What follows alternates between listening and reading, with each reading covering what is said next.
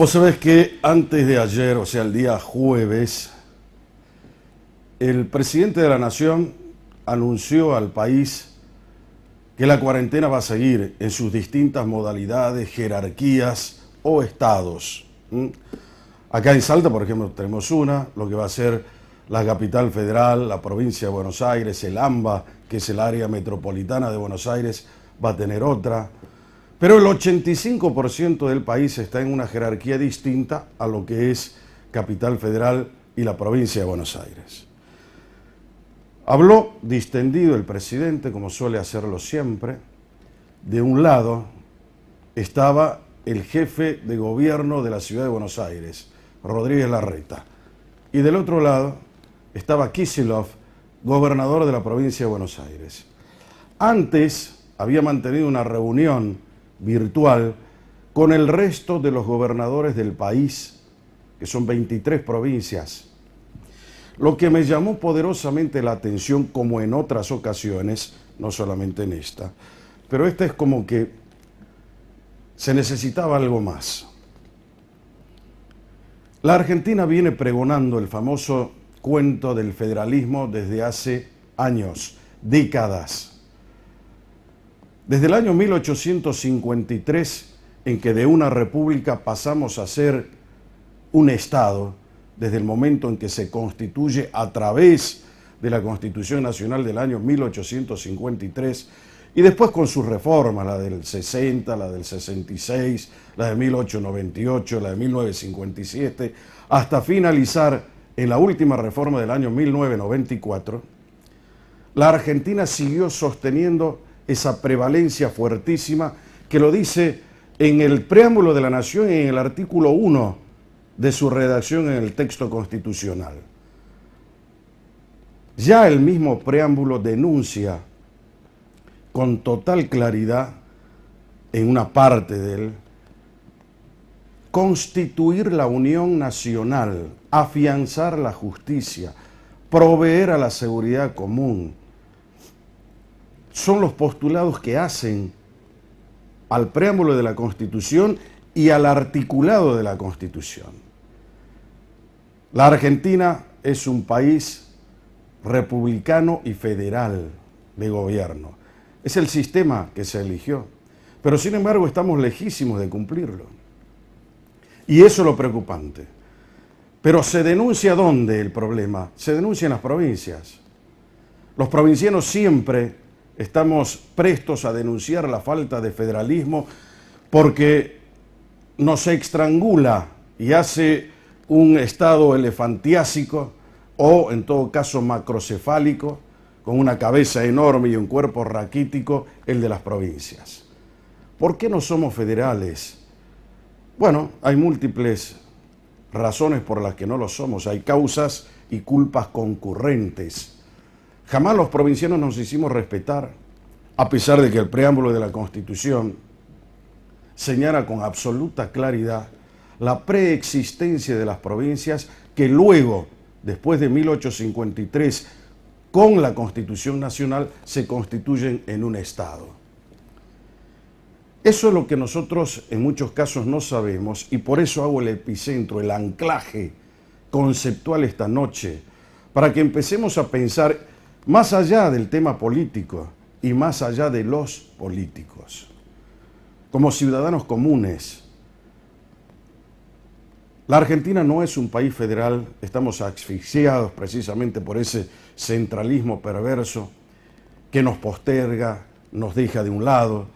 Y qué imagen patética la del presidente de la Nación explicando solamente lo que pasa en el AMBA, el área metropolitana de Buenos Aires, una referencia genérica a lo que pasa en el resto del país y lo que pasa en la capital federal. La reunión virtual con el resto de los provincianos, pero la reunión hacia el país para explicar el problema de la provincia de Buenos Aires, del AMBA y de la capital federal en el centro del escenario para todo el país. Bueno, así funciona la historia. Allí se acunó el famoso dicho que Dios está en todas partes pero atiende en Buenos Aires. Ahora, ¿cuál es la razón de eso? Es que nunca lo supimos interpretar. es que desde que nacimos como Estado, permitimos y fuimos laxos en la interpretación de la Constitución Nacional, y ninguno de los legisladores, salvo honrosas excepciones, te lo dicen acá, cuando van a tocarte la puerta para que vos le des el voto o tomando mate en la vereda para popularizarse, pero después cuando llegan al Congreso de la Nación, están hablando otro idioma que es ininteligible para el ciudadano común. Allí los señores, lo primero que hacen es jurar lealtad al espacio político al que pertenecen, renunciando a sus representados y evitando así tutelar y precautelar el derecho de cada una de las provincias argentinas. Por eso digo que lamentablemente el federalismo al palo en la Argentina. Y finalmente el año 1994, cuando se hace la última reforma constitucional, siendo Menem presidente, con el único afán de permitirle la reelección a Menem, ahí viene el famoso Pacto de Olivos entre Alfonsín y Menem, se extinguió el famoso colegio electoral, que había mayor representación. Allí la provincia de Buenos Aires, juntamente con la capital federal, que son los distritos electorales más poderosos del país, y por esa misma razón los que mayor peso electoral tienen, hacen que el presidente de la nación, su equipo de gobierno y todos estén pensando en ganar la elección con los votos que le puede dar cualquier distrito electoral de la provincia de Buenos Aires y en detrimento de las provincias. Si nos ponemos a revisar lo que eran los colegios electorales de aquella época, nos vamos a dar cuenta que la representación de Buenos Aires en el colegio electoral era menor que la cantidad de su población. Consecuentemente, había una igualdad con un poco más de equidad. Nosotros tenemos una población y un peso electoral solamente del 3%. Por eso nadie nos da pelota a nosotros. ¿Y por qué hablo de esto? Porque alguna vez se tiene que terminar. Porque alguna vez alguien lo tiene que decir. Porque algunos gobernadores tendrían que actuar para representar adecuadamente los derechos que tienen con sus respectivas autonomías provinciales estos estados que son subnacionales. Entonces es importante que lo empecemos a pensar. Anteanoche, cuando el presidente hablaba, yo veía esa muestra patética de ese centralismo asfixiante. Eso por un lado, para que empecemos a repensar que la Argentina hay que refundarla. No se trata de hacer parches, se trata de refundar un nuevo país. Tal vez sea esta la ocasión, la oportunidad en la que todos juntos, en base a un diálogo, como dice el preámbulo de la Constitución Nacional, constituir la Unión Nacional. Nosotros hemos vivido en la grieta siempre, no es de ahora. Hemos tenido diferentes grietas que nos han dividido. Por eso ya el preámbulo habla de eso en el año 1853. ¿Qué pasó en todo este tiempo? No hemos aprendido nada. Por eso hay que refundar una Argentina con otra concepción, con otro reparto más equitativo y con una lucidez tan importante que haga que la equidad, la justicia y la igualdad nazca para todas las provincias argentinas. Eso por un lado.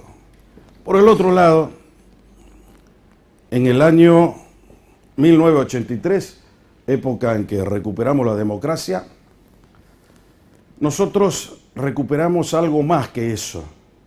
Recuperamos la democracia y algo de institucionalidad. 1983. Es una fecha clave, no solamente en el pasado y en la historia de la Argentina, sino que nos viene al presente. Porque si hay una materia que todavía es una asignatura pendiente en la Argentina, es precisamente el tema de la corrupción.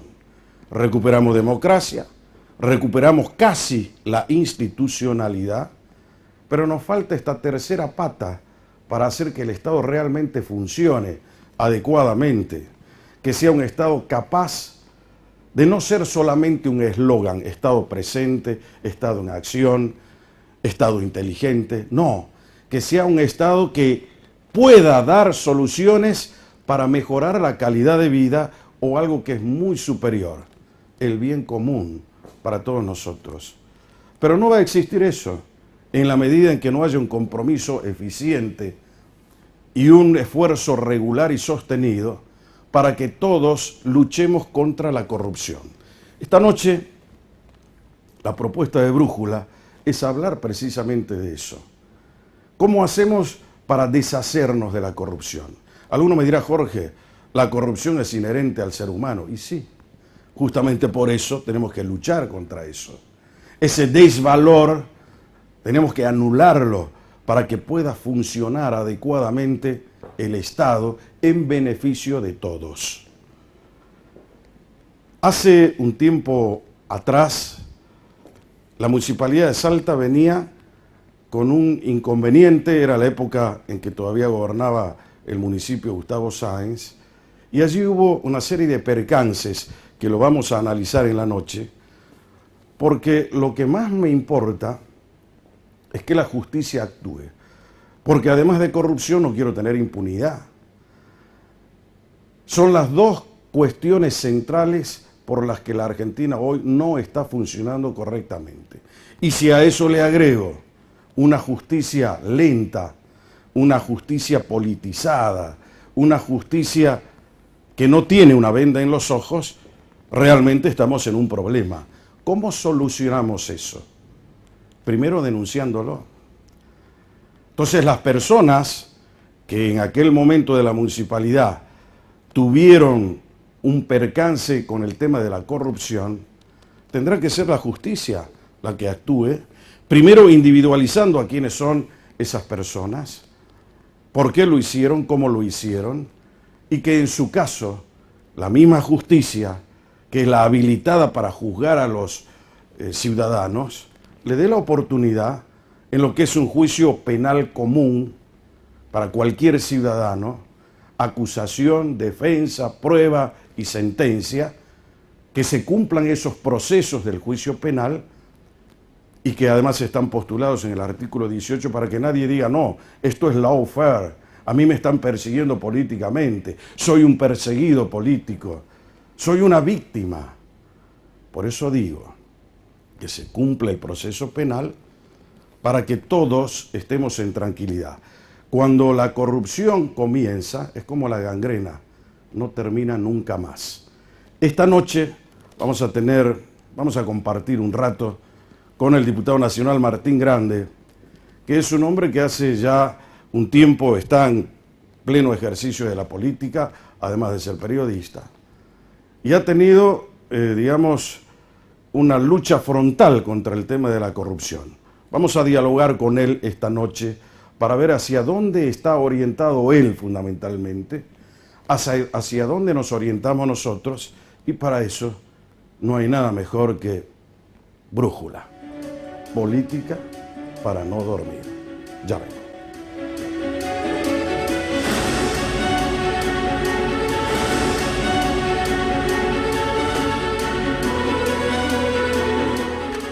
Muy bien, señores, miren, me veo un poco el labio, un pequeño percance, pero televisión, verdad, televisión real, así que nadie está en el tema del modelaje. Martín Grande, diputado nacional, qué gusto de verlo esta noche. Gracias, ¿cómo estás, Jorge? ¿Bien? Muy bien, disculpe que venga así, pero he venido... Porque no lo veo, estamos sábado a la noche, está muy bien. De los barrios directamente. ¿Qué, anda usted por los barrios todavía? Sí. ¿Pero qué hace ahí en los impongo, barrios? Estamos solucionando un problema en los barrios, que es la energía para cocinar. Los barrios que no tienen gas, que no tienen a veces ni siquiera electricidad, les llevamos unas cocinitas Rocket, que son inventadas hace mucho tiempo atrás, hace como 120 años, las inventaron los canadienses para cocinar con champitas, con palitos. Entonces, hacemos 2 por semana, con un herrero ahí en Vaquero, que no... ¿Es muy complicado el sistema o es muy sencillo? Es muy simple, son 3 caños que se unen en un punto y se forma una corriente de aire y por un lugar muy chiquitito se va tirando leña y concentra todo arriba y es como una hornalla, pero que funciona con 2 palitos. Y la verdad es que nos da buenos Bueno, la resultados. ventaja de eso es la economía. Claro, es lo que hablábamos. Para hacer un locro con una garrafa de gas, te gasta un cuarto de la garrafa de gas para hacer un locro. Con esto vos, con el champerío que está en el piso, cocinás el locro igual y no gastas nada. Muy buena idea y sobre todo que se pueda diseminar en todos los barrios de Salta. No sé si vamos a llegar a ¿Y todos. con quién pero trabaja ahí en los barrios? ¿Solo o con No, alguien? vamos con José Gaufín, con Pichona, con los chicos de la juventud. O sea, estamos hablando de gente del PRO, Sí, con el equipo del PRO. el equipo del PRO. Sí. No se desarmó eso, sigue funcionando. No tiene por qué desarmarse. Ajá. Yo en el PRO no soy nada. O sea, quiero dejarlo bien en claro que no tengo ningún cargo dentro del PRO.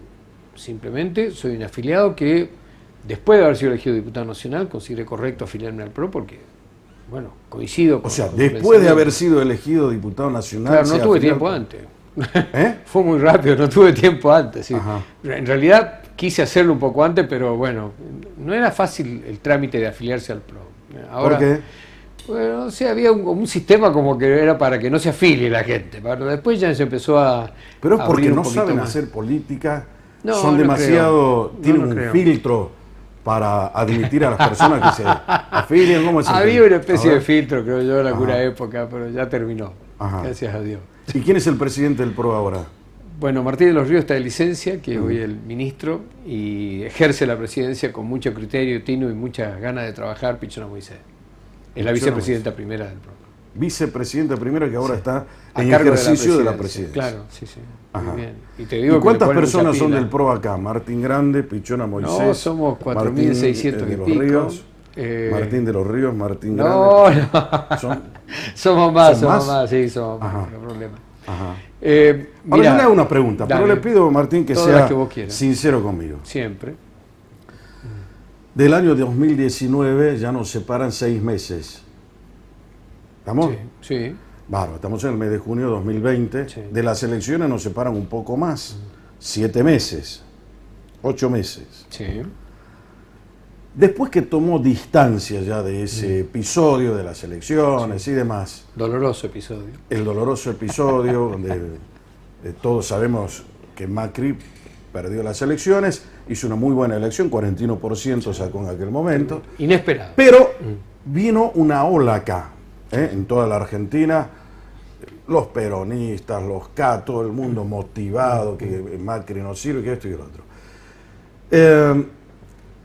¿No consideró usted que era demasiado afiliarse al PRO? ¿Se sentía todavía parte de ese proyecto político? ¿Le gusta ser del PRO hoy? Me siento parte del proyecto político. Siento que el PRO no es el más participativo de los partidos. Creo que es un partido que le falta, todavía nos falta, tener una apertura mayor. Creo que hay toda una disputa en el PRO paladar negro y en el PRO más popular. Creo que ningún partido que se considere paladar negro va a llegar nunca al gobierno. Tenemos que ser muy participativos y en eso hacernos acompañar y acompañar a los que son parecidos a nosotros y no a los que son distintos. Y yo creo que ahí hubo un error del PRO. ¿En qué sentido? Bueno, llevar de senador nacional a Juan Carlos Romero fue un error garrafal. ¿Por qué? Yo me ¿Por opuse- qué considera eso? A ver. Porque ¿Es usted una persona que tiene alguna animosidad contra el no, senador para Romero? nada, pero sí sé que Juan Carlos Romero tiene 8 causas judiciales paradas porque acordó con Urtubey el tema y ahí se pararon, ahí quedaron las causas. Las causas que en la época que Urtubey estaba peleado con Romero, que iban a 100 kilómetros por hora, el día que se abrazaron se pararon y ahí están todavía paradas. Y yo no digo que esté ni que bien ni que mal. A mí me gustaría que el senador Romero pueda decir que es inocente, que las causas se resolvieron y que no tiene nada que ver con las acusaciones que le pesan.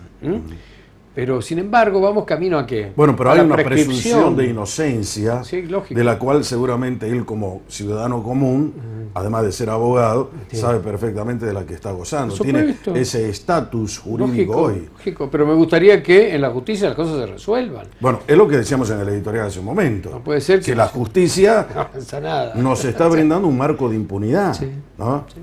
Yo te felicito por la nota que hiciste la otra vez en la radio, porque rápidamente la fiscal Siemens de Viel que me citó. Ujú. Y yo como diputado nacional puedo contestar por escrito o presencial. Por supuesto que voy a ir personalmente. Ahora vamos a llegar al tema ese. Pero en antes el quiero hablar acto, de otras cosas. Voy Bueno, día. para que vea usted que es importante a veces la acción de la prensa. Lógico.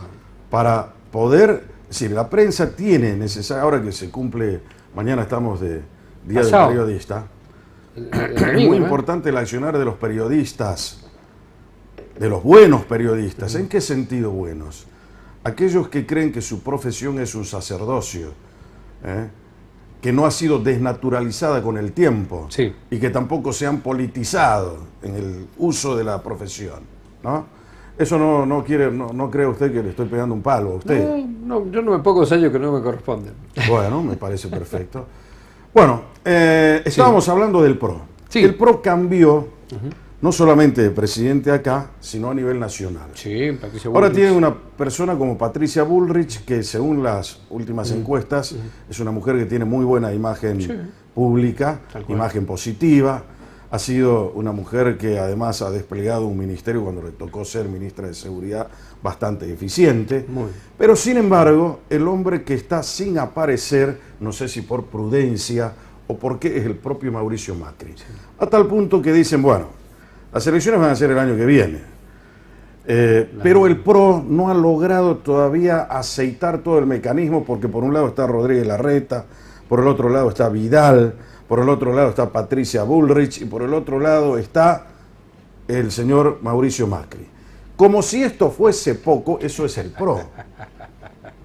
Pero por el otro lado está la Unión Cívica Radical, Lógico. que también cambió de presidente. Ahora lo tenemos a Alfredo Cornejo, Sí.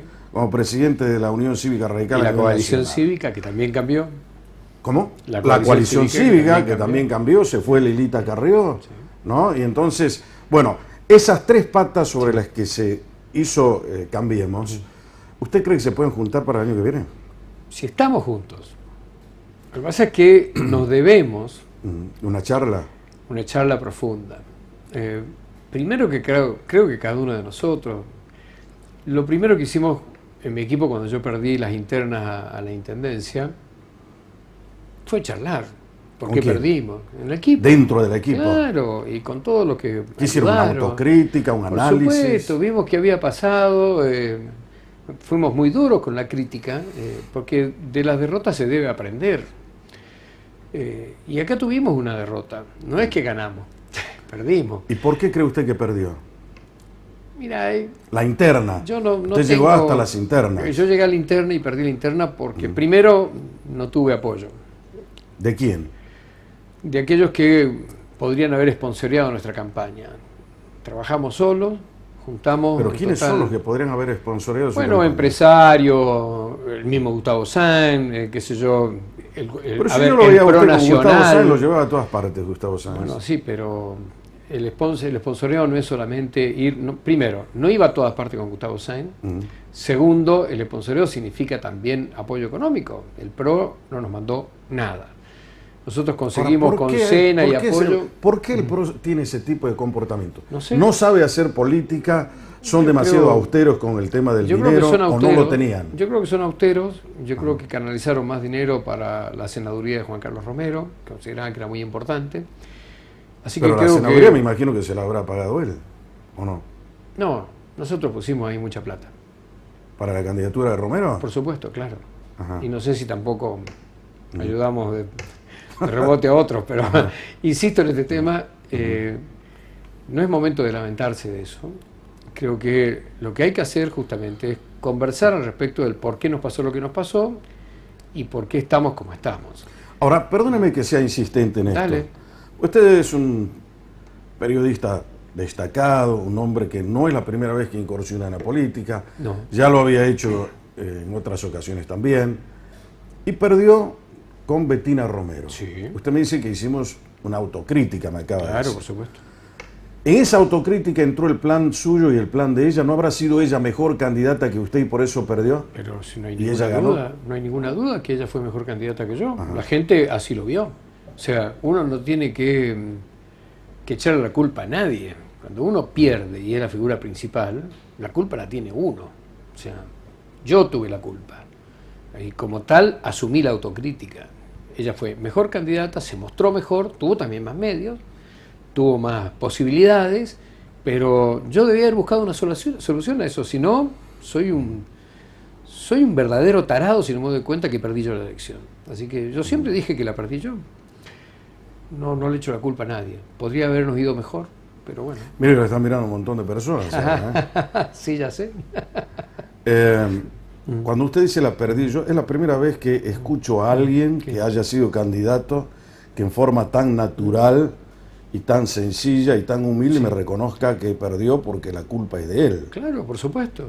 ¿Cómo le voy a echar la culpa a otro? ¿Usted tuvo una charla con el Ceibaba antes de venir acá? No. Bueno. No, pero a ver, de toda la vida he liderado equipos y cuando me iba bien, nos iba bien a todos, y cuando nos iba mal, yo tenía la responsabilidad. O sea, para mí no es nada extraño asumir una responsabilidad porque la he asumido siempre. O sea, como empresario, como periodista, cada vez que he liderado un equipo, si nos iba bien, ganamos en el equipo. Y si nos va mal, pierde la cabeza, esa es la realidad.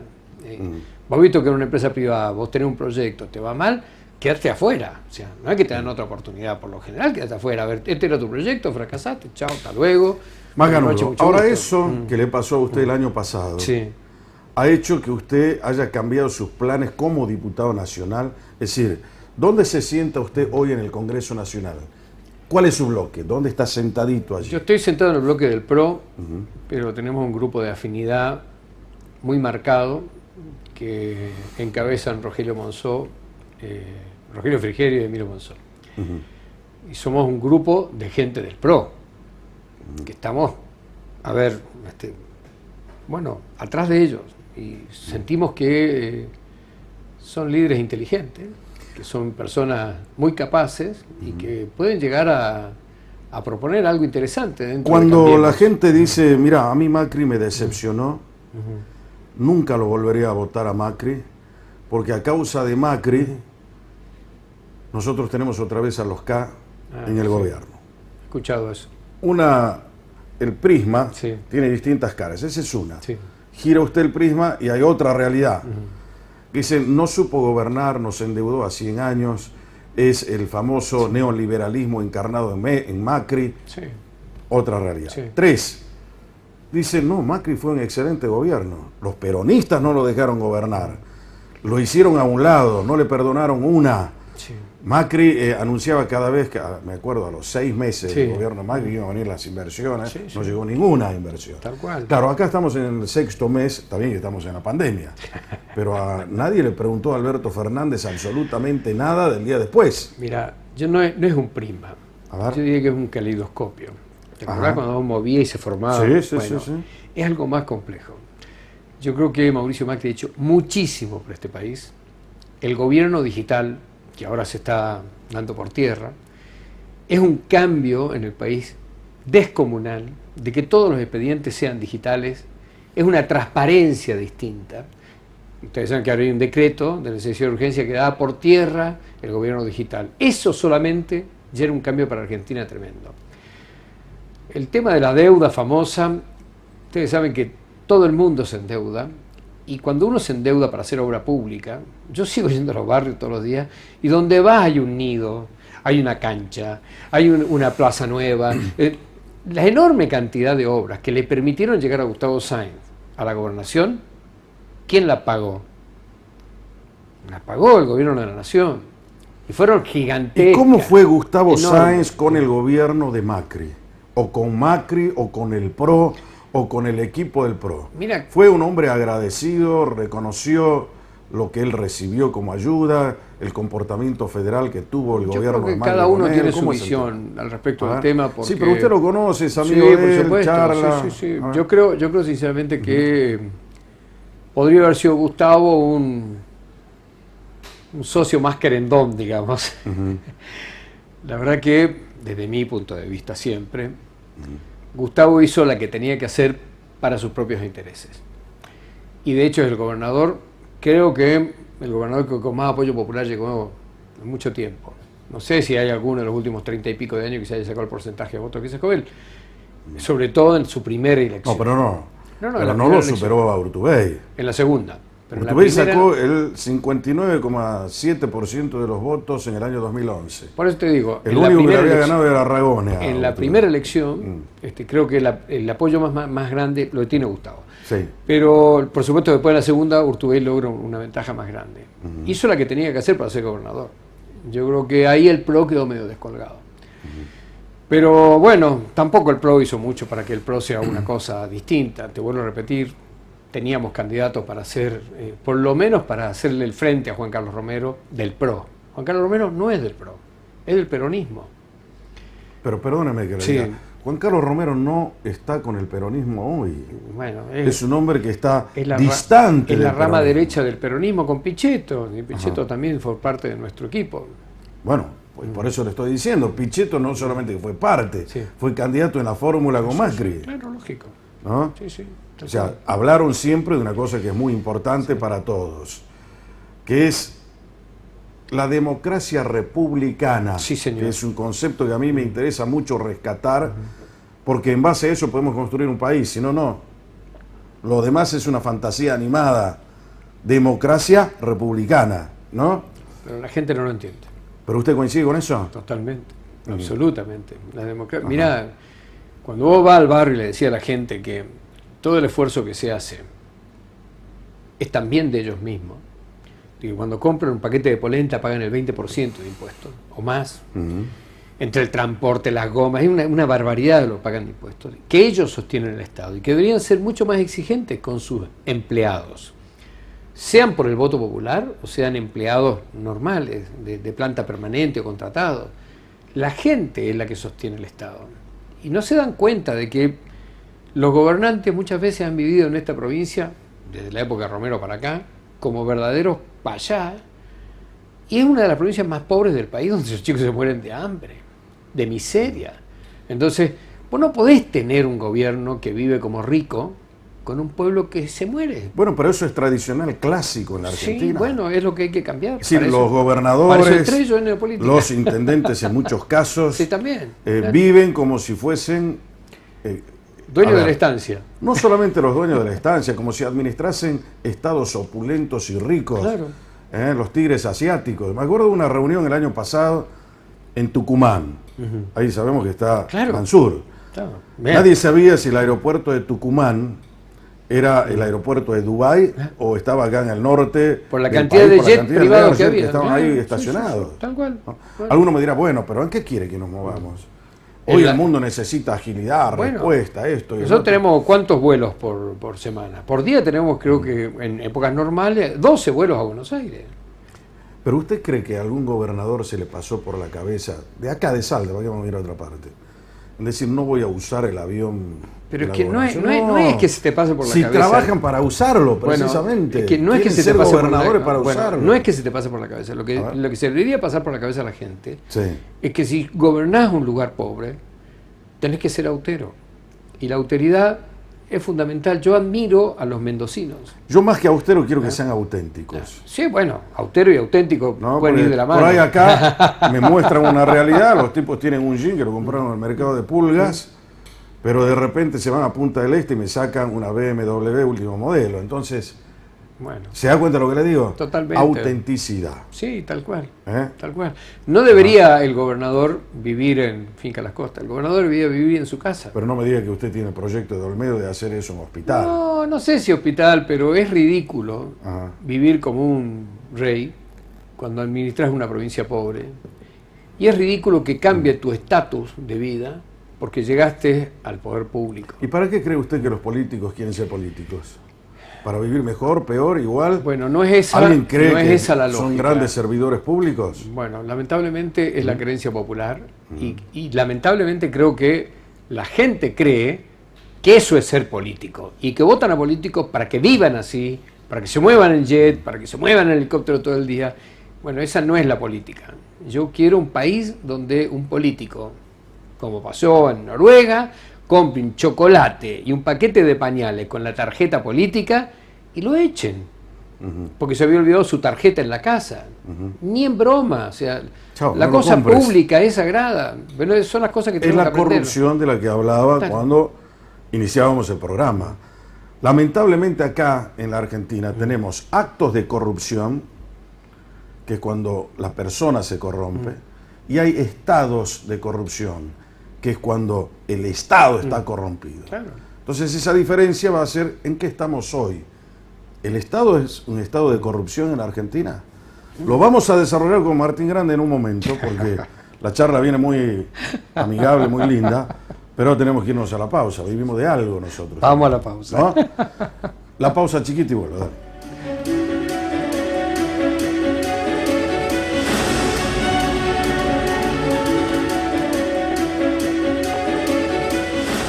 Muy bien, señores, estamos charlando acá en la noche con el diputado nacional Martín Grande. Y ya hemos abordado varios temas, pero ahora quiero circunscribirme a uno que es muy importante porque la verdad sobre este tema tiene que desentrañarla la justicia. La justicia tiene que andar, tiene que caminar, tiene que ser imparcial y tiene que ser rápida. No queremos estados de corrupción. Queremos que el dinero que cada uno de nosotros aporta al Estado se canalice adecuadamente. Le hago una pregunta, Martín. Sí, decime. ¿Usted tiene alguna animosidad en el tema Huergo contra alguien? No, para nada. ¿Cuál es el móvil que lo anima a decir lo que me dijo el otro día en la radio y que ahora lo vamos a repetir? Sí. La búsqueda de la verdad, Jorge. Acá de por medio hay, de entrada, cosas muy pesadas. Pero para que la gente se ubique en el Sí. tema, es muy importante, Sí. yo tengo acá una ayuda a memoria, que es este.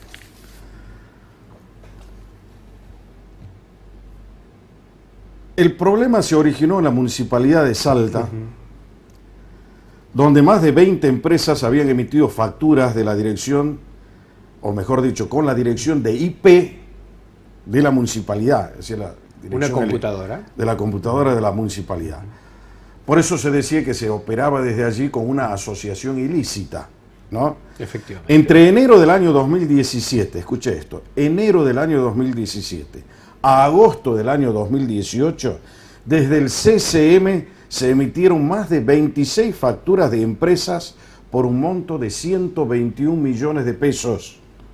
Esa es la causa que ahora se está investigando. En febrero del año 2017, había un secretario de Hacienda de la municipalidad, que en esa época la comandaba Gustavo Sáenz. Gaufín. Ese señor creó la empresa GVSRL. Gabriela Vázquez, quiere decir GB. Abocada a la compra y venta de bienes de iluminación y electricidad. Al cruzar los datos la AFIP y la Fiscalía, detectaron una llamativa maniobra. El 5 de marzo del año 2018, Arcadio, que era una de las empresas de Matías Huergo, emitió una factura a la empresa Norte Áridos por 1.330.017 pesos. Aunque luego la eliminó, o sea, facturó y la eliminó. Ese mismo mes, GB, Gabriela Vázquez SRL, facturó a Norte Áridos SRL un importe idéntico. Mira. O sea, una factura por el mismo importe, 1.330.017, al que figuraba en una factura de Arcadio. O sea, esto dijo la gente de la FIP, no, esto no es casualidad. Acá hay una defraudación, ¿no? Algo raro. Otra de las empresas con las que trabajó Arcadio y Sexa, que eran las dos empresas de Matías Huergo, era Aguas del Norte. También contrataba, obviamente, empresas de Huergo. El 14 de enero se realizó un allanamiento en el Centro Cívico Municipal, estamos hablando 14 de enero del año 2019. En un principio llamó la atención que los efectivos de la Policía Aeroportuaria se llevaran esas computadoras. El tema era que, de acuerdo a lo que informó ahora la Justicia Federal, se comprobó que con la IP de una máquina que estaba en el CCM se emitieron facturas a nombre de unas 30 empresas para que las pague la comuna, o sea, nosotros. ¿Ah? Además, se comprobó que otras 26 empresas facturaron al municipio desde esa misma IP. por un importe de 121 millones, es lo que te acabo de contar recién, y que dichas firmas en el mismo periodo facturaron a la municipalidad, incluyendo otras IP, por un total de 422.238.276 pesos. En la actualidad, la AFIP se encuentra abocada al análisis del perfil de esas empresas, habiendo comprobado que algunas estarían dotadas de capacidad para operar y otras no. Ahora, ¿quiénes son los que están metidos acá? Matías Huergo tuvo 92 días preso en la Policía Federal. Claro, en la calle Santiago del Estero. Pero no era el único que aparentemente estaba en ese problema. Yo hablé en su momento con Francisco Agolio. Sí. ¿Se acuerda de Francisco Agolio? Por supuesto, claro. En ese momento él era subsecretario de Obras Públicas. Sí. Me dio la sensación de que era un tipo que no tenía nada que ver por las preguntas que le hice, la profundidad del reportaje, pero eso lo tiene que determinar la justicia. Por supuesto, no un periodista claro, como yo. claro, tal cual. El director de Obras Públicas, Miguel Uraga, el director de concursos de precios y licitaciones de Obras Públicas, Marcos Rizzotti, el secretario de Hacienda, Pablo Gaufín, y la empresa Sexa. Ahora, ¿dónde están estos personajes?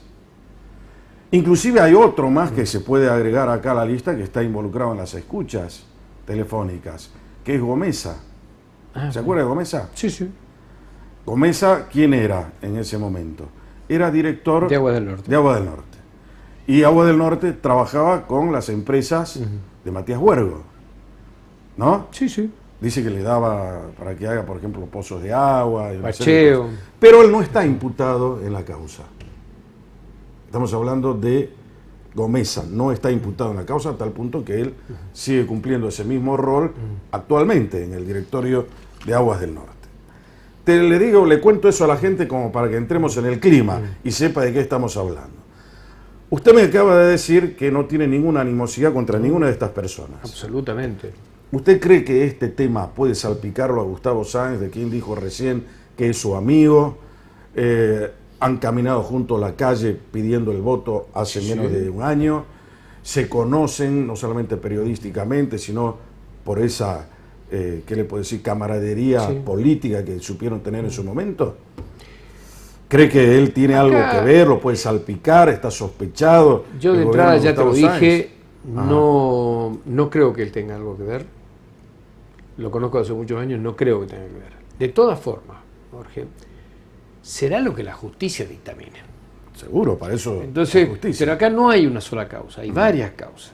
Hay una que es federal y que tiene que ver con, el tema fiscal exclusivamente. Eso lo está viendo la justicia federal y está avanzando rápidamente. Y eso vamos a tener novedades dentro de poco. Hay otro que es eso está provincial. En el juzgado de Babbio, Leonardo Babbio. Está en el juzgado Babbio. Sí. Hay otra que es una causa provincial que tiene que ver con malversación de fondos. O sea, esas facturas que se cruzan, que van para acá, para allá. Esa causa, yo espero que prospere. No creo, pero espero que prospere. Yo tengo más fe en la causa federal que por defraudación impositiva. Creo que por ahí la cosa va a andar mejor. Defraudación impositiva y el tema de la asociación ilícita. Claro, para eso, con ese fin. Artículo 210 y 210 bis del Código Penal. Sí. Pero ahí hay un tema. Sí. ¿Qué dice el artículo 210? Prisión de 3 a 10 años. Prisión. No es excarcelable. No. Por eso estuvo 90 días preso. Bueno, pero todavía no se expidió la justicia, en pleno proceso investigativo. Sí, en pleno proceso investigativo, pero el alegato del fiscal cuando presentó la causa federal fue tremendo. Fue tremendo, lapidario. Yo espero que la justicia federal dé a conocer novedades prontamente. Ahora la gente se preguntará, ¿y qué tiene que ver Martín Grande con el señor Matías Huergo Cornejo? Era mi amigo. ¿Qué tiene que ver? ¿Dónde lo conoció usted? De acá, de Salta, llegó como gerente gerente de Telecom, cuando recién llegó. ¿Ahí lo conoció usted? Sí, me hice muy amigo de él, de la familia, de los chicos, su mujer, ahora ex mujer, tiene otra mujer, pero sí, después tuvimos amigos en común. Después le dio trabajo a un amigo en común, que es Dante Apaza, que es el que me compró la radio a mí. Estuvo en la central térmica Güemes durante varios años. y de ahí se fue a Lusal. Yo mantuve la amistad durante todo ese tiempo. ¿Y qué lo separó a usted de él? Bueno, estaba de vacaciones yo pedaleando y vi las novedades de enero del 2019. Ni bien llegué, le dije, venite a la oficina, contame qué es esto, porque la verdad me pareció tremendo la noticia. Y me dio su explicación de que no, Martín, yo sí, por una cuestión impositiva, tengo varias empresas, pero no hay nada malo. Bueno, perfecto. La segunda novedad que tuve, preso. Así que agarré, compré una docena de facturas, sin ninguna animosidad por el tema de facturas, fui a la Federal, hablé con el comisario, le dije si lo podía ver, el jefe de la Federal me dijo, sí, pero con un oficial de la Federal en el medio. Pues, ¿qué problema hay? Siéntese, señor Federal, y estuvimos charlando ahí 25 minutos. ¿Cuál fue mi consejo a Matías Huergo? Textualmente le dije, decí la verdad, porque acá el único que va a ir en cana sos vos. O sea, esta es la realidad. Si hay gente poderosa de por medio, vos sos el no poderoso. O sea, pero él podría haber quedado incluido en el tema de testigo protegido. Estamos hablando en el tema federal. Por supuesto, tal cual. Porque tenía expedita la vía como en esa para que época, eso ocurra. Toda la causa era federal. Toda la causa era federal. Porque está por el medio de la FIP, por eso es federal. Por eso, pero hay una parte que es provincial. En realidad, la FIP podría haber llevado adelante toda la causa. Pero la defensa de Huergo dijo, no señores, esta parte es de la FIP, pero esta parte es de la provincia. Y ahí la parte de la provincia tiene que ver, obviamente, con la malversación de fondos. La malversación de fondos. Que también es otro delito que prevé no poca sanción. Sí, no hemos visto a nadie preso hace cuántos años. Claro, bueno. En fin. Pero usted me acaba de decir que no tiene ninguna animosidad. Ninguna. ¿Y cuál es el fin que persigue? ¿Solamente la justicia? La verdad. ¿O quiere alguna otra cosa? No, la verdad, yo quiero la verdad. Si acá de por medio hay una malversación de fondos enorme, si se defraudó al Estado con los impuestos, el Estado somos todos nosotros. Yo como político tengo la obligación de buscar justicia. La obligación. Todos los funcionarios no podemos dejarla pasar. Así Con Gustavo Sáenz habló de este tema. ¿Usted por supuesto. ¿Y qué le dijo él? Que no tiene nada que ver, que por eso lo corrió a Pablo Gaufín y demás, y prohibió que se hagan facturas ahí, que no es ilegal hacerlas. Porque ahí hay un problema. Sí. Ellos tienen abierto el tema de Internet. O sea, cualquiera puede ir, ¿no es cierto? Y hace una factura. Pues está abierto. O sea, no tienen... También, no tienen, pero en realidad la excusa era de que vos llegabas, que eras un pobre tipo que no llevaba la factura y le decía a tu amigo Pablo, le decía, che, Pablito, imprimime vos la factura que no la traje. Entonces Pablito decía, sí, dame el número de quit que te imprimía la factura. No sé, yo he tenido empresa durante muchos años, nadie me pidió que le imprima una factura. Pero no es solamente el tema de hacer las facturas, era la obra que había por detrás, a la FIP, sino también inflaman los precios de la obra pública. Y algunas no las hacían. Y algunas no las hacían. Tal cual. ¿No? Ahí está el tema. Ahí está el tema, porque ahí es donde hay mayor cantidad de dinero involucrado. Ahora, ¿por qué usted cree que la justicia provincial no va a actuar en esto? A pesar de que de ayer a hoy hubo una novedad, ya lo citaron a usted. Sí, la fiscal Siemens de Vial, que ya me citó. Yo creo que tengo razones. Bien por la fiscal. Sí, por supuesto. Tengo razones más que fundadas para decir que la cosa no va a funcionar porque no funciona. O sea, la justicia provincial no persigue a los ladrones del Estado provincial. No los persigue. O sea, acá se roba a mansalva y nadie va en cana. Yo te vuelvo a recordar a mi viejo amigo Di Pietro, muerto ya, que lo metieron preso no sé cuánto tiempo por unas camisetas y unas pelotas de fútbol. Carmelo Di Pietro. Carmelito. Después de eso estuvo preso el chico este de la corriente clasista, creo que era o Barrios de Pie, por el tema de la venta de terrenos un tiempo. Después lo dejaron libre también, no pasó nada. O sea, ni los pichiruchi pagan, ¿me entendés?